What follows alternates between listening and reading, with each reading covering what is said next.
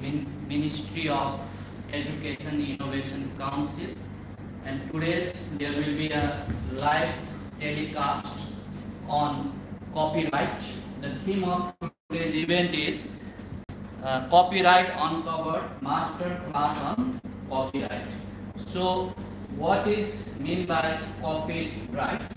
So copyright, as you all know, that it is giving authorship, legal permissions, rights, mainly for books, film, your arts, publications, different publications. You give right to the author so that he gets some kind of benefit. And as per the United States of America, person has a copyright for any publication from his lifetime period up to 70 years, he will get the copyright. So you know that there are lots of authors in India like Robin Sharma or your Shiv Khera. Lots of authors are there. They publish the books and put those books, they earn lots of money. Even after the death of our Sur Samrati, Lata Mangeshkar, still her songs they are played in different FM stations, and her family is getting the huge amount of lakhs of money in terms of copyright.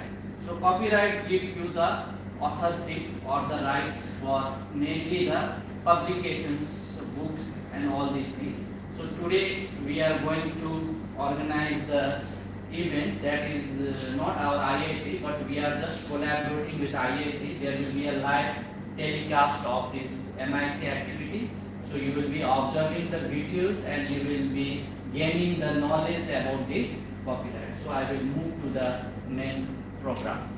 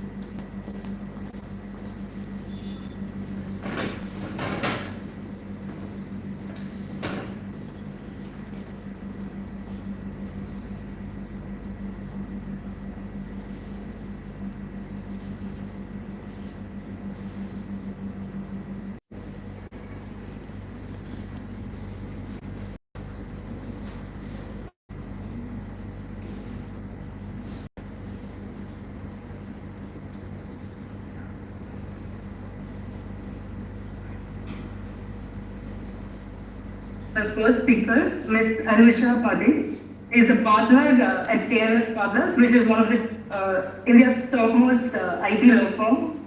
And she is a true powerhouse in IP law, bringing the expertise in trademarks, copyrights, and GI. She has worked with clients all over diverse sectors such as FMCG, clothing, textiles, and beauty. She is an expert in managing IP portfolios, prosecution, enforcement, and complex cases such as oppositions and infractions. Beyond that, she is a master at drafting and negotiating IP license agreements and plays a pivotal role in registration and prosecution of GI in India. So on behalf of MIT and AICT, we are very much thrilled to have you, ma'am, in this session. So over to you, Ms. Please take over. Thank you so much, Shruti. Hello everyone, I am Annoja and I am thrilled to be here and make this presentation before all of you. So I'll just be sharing my screen and then we can just dive right into it.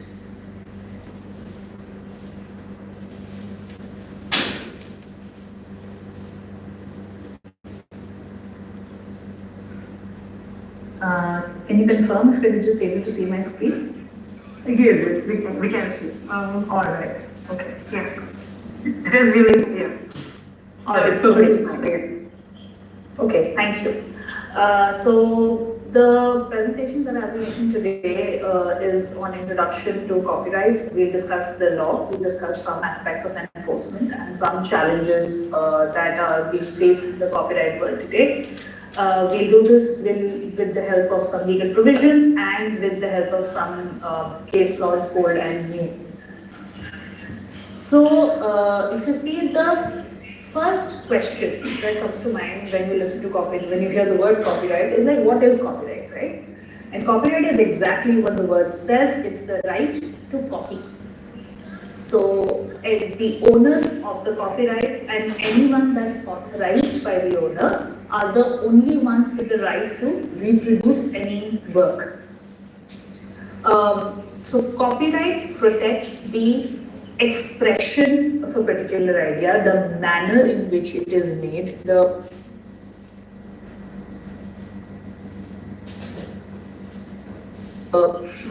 work has to be an expression, it has to be a combination of things, and copyright does not protect an idea per se, right? You may have an idea, four people may have the same idea, but if the manner in which the idea is expressed by these four people differs and there is originality,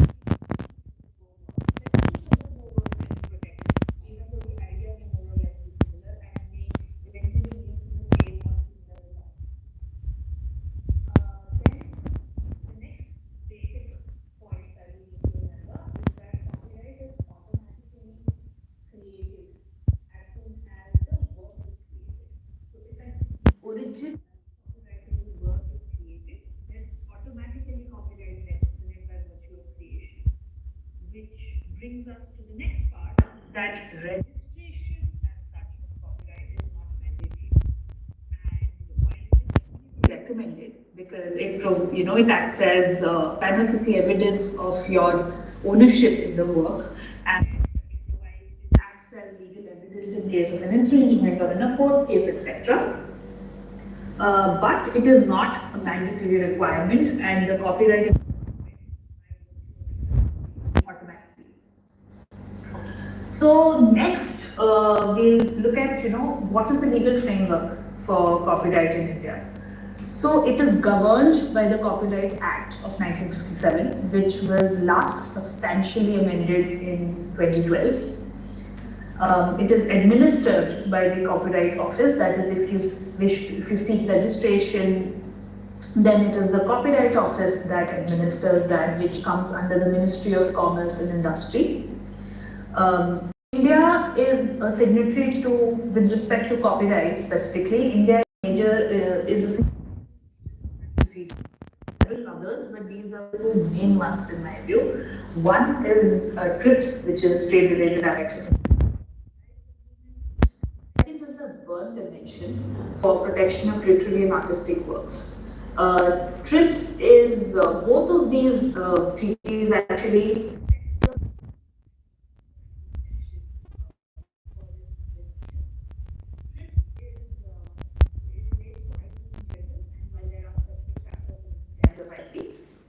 Berne Convention is specific to copyright.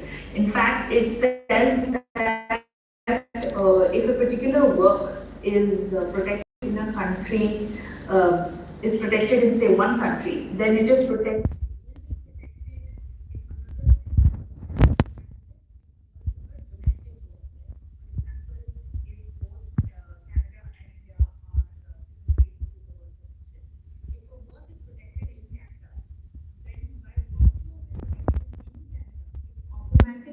Protection in India as if it were Indian work, it gets as if it were a domestic Indian work.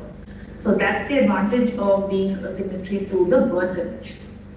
So this is the principle of national treatment that I just referred to. So, question arises as to what all can I protect, right? What all can I claim copyright in? So there are several different kinds of works. The first is the literary work. which is the actual written word, the written text. So books, computer programs. Now computer programs meaning software can be protected as copyright. It is, so you have to give the object and object code and the subject code of the program itself, and that is what is protected. Then you have dramatic works in which choreographic works or plays or screenplays etc. are protected. Then you have musical works, which are compositions and the notation of a particular work is protected as copyright. Then you have artistic works like paintings or sculptures or photographs or architectural works, etc. Then you have cinematograph films, which are visual recordings of your movie or your YouTube video, using short video, short films, anything that you watch as a video on a visual platform is a cinematograph film. Then you have sound recordings, which are recorded audio sounds, these are songs or any other kind of audio matter. Now, what is the who owns these rights, right? So, because there are several different kinds of works available, who are the owners of these works? So, the first rule of copyright that you need to remember is that these are for original works. Now, originality is a basic thing in copyright. You can only claim copyright if a work is original. So, if in original work, that is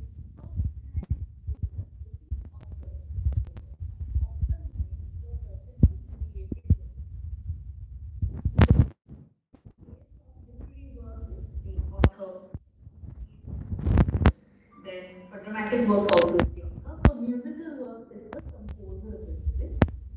For artistic works, it will be the artist. Then for a photograph, it will be the photographer. Now there are some other kinds of work as well, right? Like derivative works, which include cinematograph films, sound recordings, etc. Now derivative works are when you use the original works to derive something and make another work out of it. Now for example, a cinematograph films contain dramatic work, it contains music, it contains a lot of other things. So a derivative work will be owned by the commission someone to make a painting for me. Then I am the owner of the work because I am the one commissioning it. And then the third part is where work is created in the post of employment, where it is the employer who that's the owner of the work, unless of course there's a contract with the contributor. Okay, so what kind of rights does a copyright owner get? There are a bouquet of rights that you get, which broadly can be divided under two heads. One is economic rights and the second is moral rights. Now, economic rights are fairly straightforward. The right to reproduce a particular work. Say I wrote a book, right? The fact that I want to make 50 copies of the book is a right of mine as a copyright owner. I want to make these 50 copies and distribute them, I want to sell them in a bookshop. So that's my right. Then, and third is I might want to, make enact this out before the public. That's a public performance right that I have. Then I may want to, it's an English book, I may want to translate it into Hindi and, adapt it into a play or adapt it into a movie or something. So that's again an economic right that the copyright owner has. So these are broadly the economic rights, basically the kind of rights that you could generate some kind of compensation or remuneration from. Then you have moral rights. So moral rights are specific to copyright actually.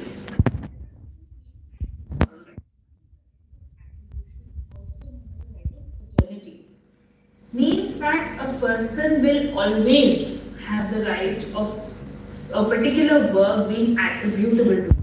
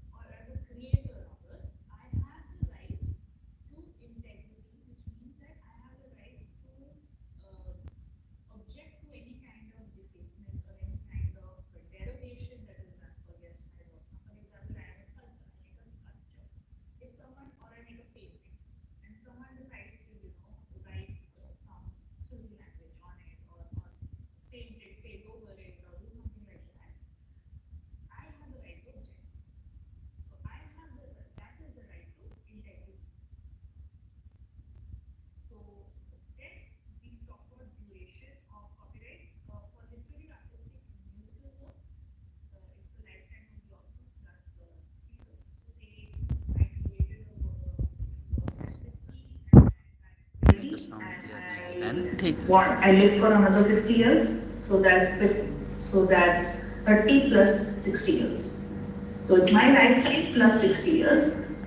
Then for films, sound recordings and photographs, it's 60 years from the date of publication. Now, for example, if a movie released on say 1st January 2020, then the copyright in it will vest till 1st January 2060. Not 60, sorry. If it released on 1st January 2000, then it will vest till 1st January 2060. Now, what happens after a work, the duration of copyright expires? Once the copyright expires, it moves into public domain, and then it can be used by anybody.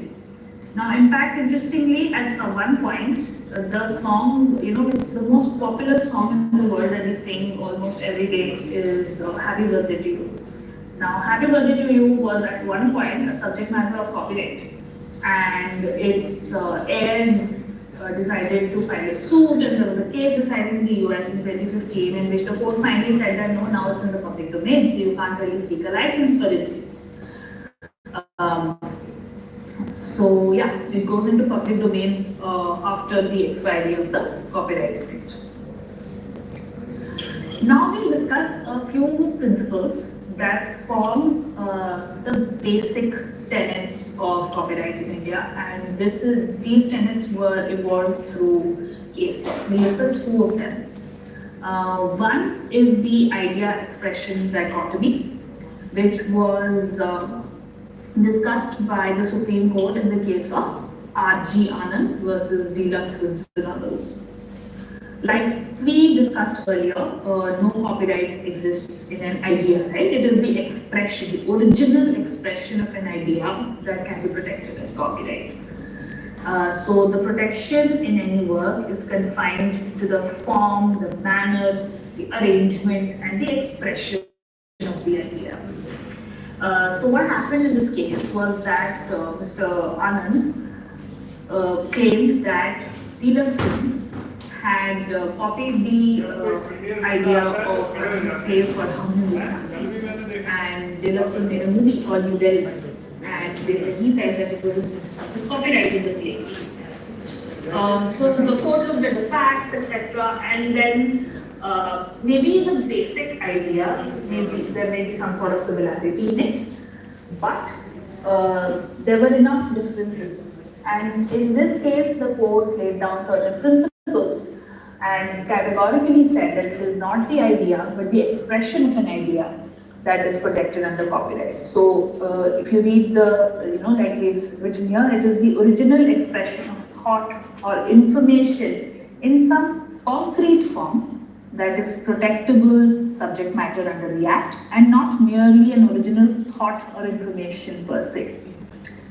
In this case, the court also talked about, how do you make out whether a work is original, whether there is any sort of infringement that's happened from a previous work. Now, are there substantial similarities in the works? If I view a particular movie, sometimes it happens you watch something and you're like, oh yeah, it is similar, but would you necessarily, will the subsequent work bring the initial work into your mind? That is the text. Will you think that yes, it has been copied, it's the same thing, when there may be a lot of stories which may have similar ideas, but it is the expression of the idea that is important. And that is what was held by the Supreme Court in R.G. Anand versus Deluxe Films. Now the second case that is again a landmark case in copyright in India is the case of the Eastern Book Company versus D.B. Modak, which was again a Supreme Court case in 2008. So in this, what happened was EBC is Eastern Book Company. It publishes a compilation of Supreme Court cases called SCC. It adds features like formatting, cross-referencing, page numbering, case notes, etc. to make it more user-friendly. And so EBC claimed that Mr. Modak's company, that is the respondent, had copied their module SCC and converted it into CDs, and they were distributing these CDs to the public. So based on this, they EBC claimed that their copyright was being infringed. Then the respondent argued that EBC's publication lacked originality because it was only a derivative work from the judgments. The judgments were in the public domain, they didn't do anything to it, they were just compiling these judgments together, and so there was no originality in their work, and hence it is ineligible for protection. Now, here, like we've discussed several times already, the work needs to be original. So what is the law about it? The law is that the work, the subsequent work, the work which comes into being should be original in the sense that by virtue of selection, coordination, arrangement, etc. of pre-existing data contained in a work is somewhat different in character than the original work, right? So you may make additions to it, you may compile it in a certain manner, whatever it is that you do, the work that is generated must be different and original in its own right. So what the court had to look into was whether EBC's efforts had transformed the original judgments that were in the public domain sufficiently to make them original works in their own right. Now, here the court, there was a difference in there are two tests that the court looked into. One is the sweat of the brow test, which basically says that if you put in effort and if you put in a lot of hard work into something and you expand your skill, etc., that is enough for it to make something copyright protected. This is the sweat of the brow test, principle test. And then from here the court went to the modicum of creativity principle, which is that while you may put in effort, while you may put in a lot of hard work to create something, it also needs to involve certain intellectual effort and a certain degree of creativity. It can't just be that I've put in effort, so this is copyright protected. Now this also flows from the fact that a work needs to be original, right, and substantially or at least significantly different from the original work, from the first work. So, which is why a certain degree of creativity is required to be put. So this is the modicum of creativity principle that the court applied and said that even though the underlying material, which is the judgments, are in public domain, the work that was put into by EBC in editing, arranging, formatting these judgments, etc., are protectable as they meet the threshold of creativity that is required. So these are the two main cases, one of two landmark cases in copyright law, and a lot of the cases that are decided in India are based out of these two. Now let's come to infringement, infringement violation of copyright. So when does someone's copyright get infringed, right? So in simple terms, what is infringement? Copying, distributing or performing anybody's copyrighted work without their permission is infringement. It can happen in two ways. It can either be direct or indirect. Now what is direct infringement?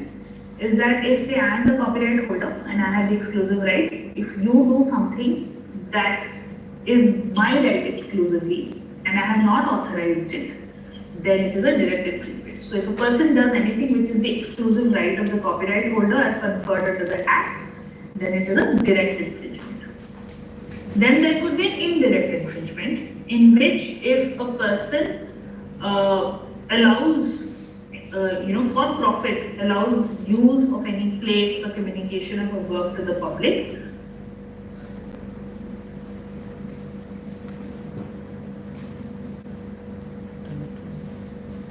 decides post a movie or a work that is copyright protected, and they know that it is an infringement, but they allow it to be hosted on their website, then it amounts to indirect infringement.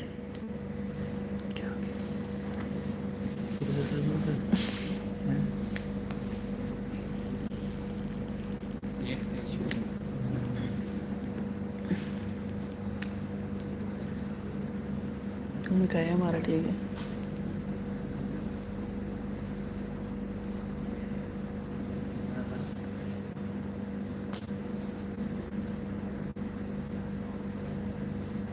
Them allowing the hosting of this work on their website would be an infringement. That is an exception to indirect infringement. Then there are other acts as well that can be considered to be infringement. One is distribution of infringing copies for the purpose of trade to an extent that it affects the copyright owner prejudicially, or importing an infringing copy. Now this is not just one copy can be for private use, which is an exception. Sorry to interrupt. Yeah. I think your slide is not visible right now. Could you please record? Yeah. And your voice was also breaking a little. Oh, okay.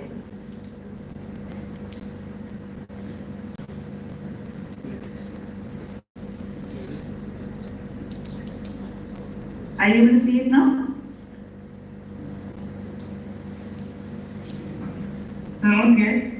Yeah, now we can see. Yeah. Yeah. Which, do you want me to repeat the slide? Which slide were we on? I mean, we were on this, but. Yeah, it okay. Yeah, we were on this slide. Alright, okay. Yeah. Sorry. Yeah. So importing of an infringing copy, not one copy, but for if there are several, then even that would amount to infringement. Now there are some statutory exceptions. These are statutory defenses that are provided for under the Act, defenses to infringement. There are several. We've put in some key items here. Now, fair use is the biggest defense that is available, that my use of the copyright was fair dealing. That is, it was for either for private use or for research or for satire or criticism or for review of a work or for reporting of current events. Basically, if my use amounts to me being the infringing party, if my use amounts to fair use under the Act, then it is a defense against infringement. Or if there is transient or incidental storage, it means if it was only being stored or communicated for a very short while, or if it just happened to happen not because it was an intentionally done thing, then it is transient or incidental storage. Then if it is for reporting of a judicial proceeding, or if someone reads out or recites excerpts of a published work in public, or if there is reproduction by teachers or by students during instructions, or if there is a report in the newspaper of a lecture that has already been published. So, the report or a review in the newspaper. Performance by a non-paying, performance by an amateur to a non-paying audience. Now, tomorrow if I decide to go and sing on stage, the song I'm singing, the owner of that song can't come and sue me for infringement, because as long as it's a non-paying audience, or for the benefit of a religious institution, or storing of the work in a non-commercial library, making copies of a book by a non-commercial library if the book is not available in India. Now, if you see, a lot of it is also if I'm deriving commercial benefit out of it, as long as I'm not deriving commercial benefit out of it, it could be a statutory exception. Of course, that's not a hard and fast rule, but broadly, that's what it could be said that is how it works. Now, those are statutory defenses that are provided for under the Act. Now, there are some common law defenses that have been, because India is a common law country and we don't just follow the letter of the law as provided in an act, but courts in India also evolved the law and they also make law. So these are common law defenses that this is a common law defense that has been laid down by courts in India. So this is premised on a legal maxim called de minimis non curat lex, which translates to the law does not concern itself with trifles. Now trifles meaning like small insignificant issues. So the applicability is that very minor or insignificant uses of copyrighted material will not be actionable or may not be actionable. Because the law will not typically scrutinize or act against copyright violations that are too trivial, too small to warrant any kind of legal intervention. So this is another defense that a party can make, that my use was very, very minimal and it's barely even there. So it falls under this maxim and hence is not actionable. Then we'll come to what are the civil remedies that are provided for. First is who can be the plaintiff. If I decide to sue someone, then who can be the plaintiff? One is the owner of the copyright or the exclusive licensee, not a non-exclusive licensee. An exclusive licensee is that only, other than the owner, only I have the right to use it. So only these can be the plaintiffs. Reliefs are injunctions can be issued. Now injunction is if the infringing party stopped from carrying out the infringing activities. Then damages, whatever damage I faced because of the infringement, I am eligible to get that money back. Now costs are discretionary. Costs are basically, it's usually done in an exemplary to make certain example. So because somebody was doing something that was illegal, costs are imposed on them in addition to the damages. And delivery of the infringing copies or equipment that is used to produce the infringing material. Now, where the defendant proves that they had no knowledge, this is in the case of indirect infringements, where defendant proves that they had no knowledge or reasonable belief that the work in which they were dealing was copyright protected, only injunction is granted and damages or rendition of account, that is damages, are granted and the rest may not be. That of course depends on the subjective discretion of the court. There are also criminal remedies available, but like is applicable for all criminal matters, the first prerequisite is that there should be intention, mens rea. There is intent to infringe. That is a prerequisite. Now, here the police can search and seize someone's premises and seize copyright infringing copies and plates and equipment etc. without a warrant and file a complaint before the first class magistrate. Then punishment can range from 6 months to 3 years of imprisonment plus a fine of 50,000 to 200,000. Then if it wasn't being done for gain, the infringing activity, then for commercial gain, then there is a discretion of the judge to grant a lesser punishment, but there is also enhanced penalty for second and subsequent infringements, with the minimum imprisonment term becoming 1 year and the fine being 100,000. Now, we'll discuss something that, because this year's vital theme is music, I think it's important that we discuss some copyright aspects with regard to music as well. But for that, we'll discuss a case for that. But let's first talk about copyright societies. Now, what are copyright societies?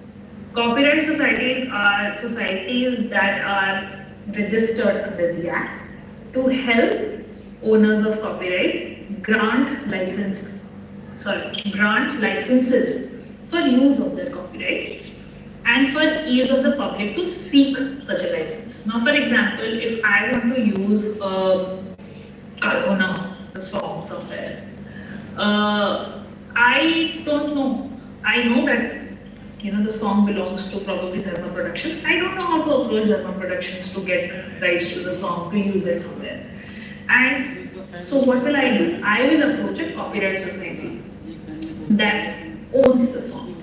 So what happens is that copyright owners assign their rights to these societies, who in turn assign, meaning they sell their rights to these copyright owners, sell these rights to the copyright society, and then these societies grant licenses for on behalf of the copyright owner. Now the Act bans carrying on a business of issuing or granting licenses for copyrighted work except through registered copyright societies. So a body cannot carry on the business of issuing or granting licenses en masse. Like, you cannot make a business out of it for granting these licenses unless you're a registered copyright society under the Act. If a copyright society is being managed in a manner that is detrimental to the interests of either the owner, then its registration may be cancelled. And there's a case which said that unlike a registered copyright society, an agent cannot issue licenses in its own name. It can only do it through a copyright society. You have to be a member of a copyright society to be able to do it. So these are a few copyright societies. These are in fact the only copyright societies that are registered in India. So if you see for different kinds of works, there are different societies that are registered. So if you see, the first one is for literary works that are associated with musical works. That's for lyrics of a song. That's IPRS, that's Indian Performing Rights Society Limited. Then for photocopying works, you have Indian Reprographic Rights Organization, IRRO. For singers performance, you have Indian Singers Rights Association. For recorded music performance, you have RMPL, which are for sound recordings for songs. Then for cinematography, for movies, you have Cinephile Producers Performance Limited. That's Cinephile. Now we'll discuss the case for which we needed to understand what copyright societies are. And this is a very recent case that happened earlier this month, in fact, decided by the Delhi High Court. It's still sub judice, but this is the preliminary interim order that the court has granted. So this is Azure Hospitality versus Phonographic Performance Limited. Let's call it PPL. Azure is a company that operates multiple restaurants all over India, and PPL is a copyright collective that is in the business of issuing licenses for publicly playing songs. Now, PPL is a copyright collective which owns the copyright in from a lot of music record labels, and it issues licenses for the use of these songs in public. PPL was a registered copyright society till 2014. It is not a registered copyright society as of today. It owns public performance rights of 400 plus music labels, with more than 4 million international and domestic sound recordings. So it's big, it's a big part.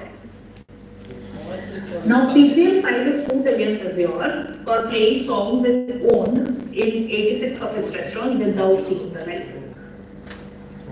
Azure argued that PPL is not a registered copyright society under the Act, and that is why it cannot issue licenses or sue for infringement, which is what the law says.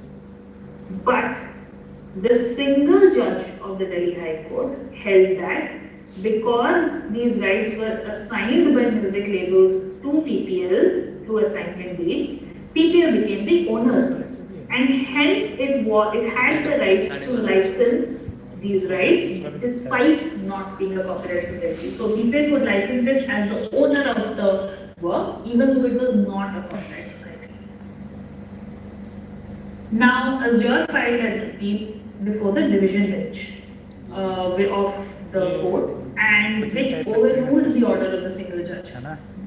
The division bench said that section 33, which talks about how a company cannot function in the business of issuing licenses, is prospective. Now it unequivocally prohibits any person